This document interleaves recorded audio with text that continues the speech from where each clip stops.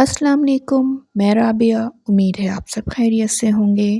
آج ہماری ویڈیو ہے حضرت خدیجۃ الکبریٰ رضی اللہ تعالیٰ عنہا کے بارے میں۔ آپ نبی کریم صلی اللہ علیہ وآلہ وسلم کی پہلی زوجہ، اسلام قبول کرنے والی پہلی شخصیت اور قبیلہ قریش کی باعزت اور مالدار تاجر خاتون تھیں۔ آپ 25 سال تک حضور صلی اللہ علیہ وآلہ وسلم کی رفیقہ حیات رہیں اور نبوت کے مشکل ترین دور میں بے پناہ اخلاقی اور مالی مدد کی۔ آپ کی وفات 65 سال کی عمر میں مکہ میں ہوئی۔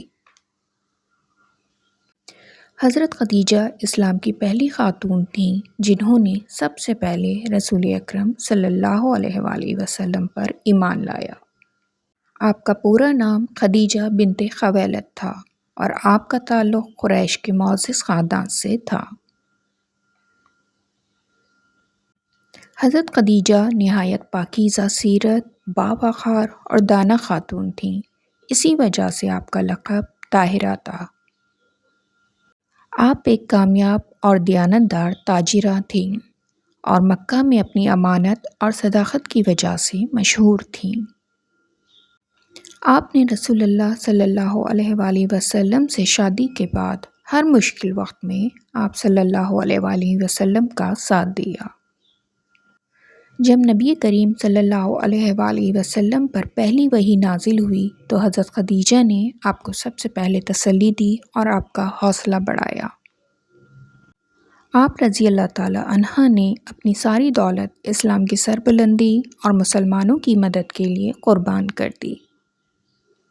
حضرت خدیجہ کو یہ اعزاز حاصل ہے کہ وہ تمام مومنین کی ماؤں میں سب سے پہلی ہیں۔ آپ کی وفات 10 رمضان المبارک کو ہوئی۔